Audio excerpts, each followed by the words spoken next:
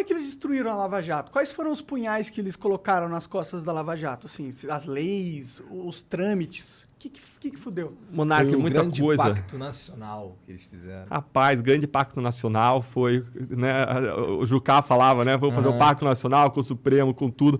Eu vejo várias decisões que foram adotadas nos vários poderes que foram retrocessos e que minaram a nossa capacidade de combater a corrupção e que minam os resultados dos processos das investigações até hoje. Então, quando a gente olha para 2019 começou em março com uma decisão do Supremo Tribunal Federal que mudou uma regra. Então imagina que você está lá no jogo de futebol e chega no final do jogo, tá lá, vamos dizer, tá 3-1 pro Palmeiras. O Palmeiras fez 3 gols de pênalti. Não, qualquer um menos o Palmeiras.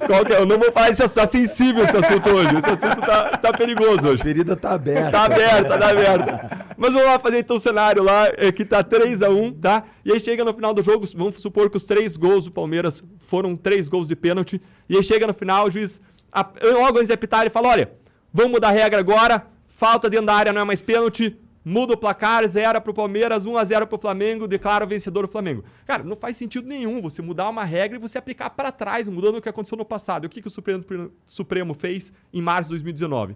Ele mudou uma regra que existia, que era a regra de que quando existia um crime de corrupção e parte do dinheiro ia para a campanha eleitoral, ou seja, existia um crime de caixa 2 eleitoral, da justiça eleitoral, e parte do dinheiro ia para o bolso do envolvido, que era o dinheiro da corrupção, que ia para o bolso do cara. Então, quando a corrupção gerava dinheiro que é para o bolso e gerava dinheiro que é para a campanha, o entendimento pacífico era de que isso tramitava na Justiça Federal. O STJ tinha esse entendimento pacífico. E aí, em 2018 para 2019, o Supremo começa a debater isso e no começo, em março, muda a regra. Fala, não, agora a competência, quando existem esses 2 crimes, é da Justiça Eleitoral. E aplica isso não só para os novos casos, aplica isso para trás. E aí derruba vários casos nossos que seguiram a regra do jogo. Isso é um absurdo. Primeiro que a decisão é péssima porque a Justiça Eleitoral não tem expertise em investigar e processar a corrupção. Isso acaba quase anistiando grande parte dos casos de corrupção. Veja que a Justiça Eleitoral tem um grande rodízio de juízes e promotores porque ela não tem quadros próprios. Não tem que você fazer uma lava-jato 6, 7 anos da Justiça Eleitoral. Ela não tem especialidade nisso. É um crime muito complexo, difícil de ser investigado, apurado, processado. Então precisa de uma expertise própria nesse assunto para você trabalhar com isso. A Justiça Eleitoral não tem. Então é muito ruim para os novos casos. Mas pior, se você vai mudar a regra, você tem que aplicar disso da agora para o futuro. Senão você destrói todo o trabalho feito. E destruiu. Anulou o caso Passadina, em que o Tribunal de Contas apontou o superfaturamento de 700 milhões de dólares. Anulou o mensalão mineiro, que é um caso que não era Lava Jato, que é um caso de 97 e 98 ligado aos tucanos. Anulou um caso da Paraíba, Operação Calvário, ligado a um governo do PT. Anulou Operação Integração, ligado ao PSDB do Paraná, em que parte do dinheiro desviado dos pedágios foi para campanhas eleitorais. E anulou o caso Eduardo Cunha. E vai anular outros casos. Por quê? Porque se você voltar lá em Paulo Roberto Costa já falava, parte do dinheiro era para investir na campanha, parte ia para o bolso dos envolvidos. Você olha lá, Pedro Barusco, o gerente da Petrobras, ele tinha 100 milhões de dólares em contas no exterior. O STF já sabia disso, mas não ligava até ser politicamente interessante que eles ligassem. Eu tô falando isso, não é você. Excelente, Mário. Excelente. Ótimo. Minha percepção, não tenho certeza disso. Alguns têm mais liberdade de expressão, outros menos. Isso aí, né? Então, se mudou a regra e aplicou para trás. Ainda que a gente seguisse a nova regra para refazer tudo, quem garante que daqui a 5 anos não vão mudar a regra de novo? A gente vive num sistema que tende a anular tudo. Então, isso foi o começo, em março de 2019. Depois, em junho e julho de 2019, o ministro Toffoli larga uma decisão suspendendo todos os casos de lavagem de dinheiro do país. Mais de 900 investigações, mas eu acho que a conta foi modesta. É muito mais do que isso. Foram suspensas por quase 6 meses, correndo prescrição. Ou seja, quando uma investigação demora muito, era derrubada porque demorou muito, simplesmente. E suspendeu por 6 meses, num caso envolvendo o filho do presidente. Aí, em outubro... Qual que é a justificativa de fazer algo nesse sentido assim? Eles não precisam, eles são STF, eles são reis, porra. Mas o rei não precisa justificar o que ele faz, ele só faz, ele é dono do poder. Igor, para ser bem assim, realista, direito não é matemática. Você sempre pode ter posições para 2 sentidos diferentes sobre uma coisa. E qual é o problema? O problema é que o nosso sistema, o fato de existir duas posições, faz com que a gente perca sempre. Por que isso? Porque o cara vai questionar qualquer caso criminal, qualquer investigação e qualquer processo em 3 instâncias. Nós somos o único lugar do mundo com 4 instâncias de julgamento. O único lugar do mundo. E, cada vez que o réu ganha, não tem recurso para o Ministério Público. Sempre que ele ganha no habeas corpus em qualquer tribunal, Não tem recurso. Então faz a conta matemática. Digamos que tem uma posição em que seja 50% de chance de cada um pensar de um jeito. Com certeza vocês discutem vários assuntos com várias pessoas aqui e várias vezes surgem discordâncias. E é razoável discordar. Então é razoável que os tribunais discordem. Em vários casos, essa discordância seja de, sei lá, 50%. E aí você tem, então, 1/2 de chance de ganhar no primeiro tribunal, no tribunal de apelação. Aí você tem outro 1/2 de chance de ganhar no STJ e mais 1/2 de chance de ganhar no STF. Só que lembre que se você perder em qualquer lugar, Ministério Público, sociedade, perde de uma vez. Porque você não tem recurso. Se o réu perder, ele recorre para o tribunal seguinte. Para você ganhar, você tem que ter, então, 1/2 vezes 1/2 vezes 1/2, uma questão de probabilidade. Então, você tem 1/8 de chance de ganhar. Ou seja, sempre que você tem uma questão em que os votos são divididos, as opiniões são divididas em 50% e 50%, a chance do Ministério Público ganhar o caso é de 10%. E o problema é que não tem uma questão controversa no processo. Tem várias questões controversas no processo. É só ter um bom advogado para levantar 5, 6, 7 questões controversas. Aí você faz a matemática. Qual é a chance de ganhar na primeira questão? 10%, 1/10. Qual é a chance de ganhar na segunda questão? 10%, 1/10. Qual é a chance de ganhar nas duas?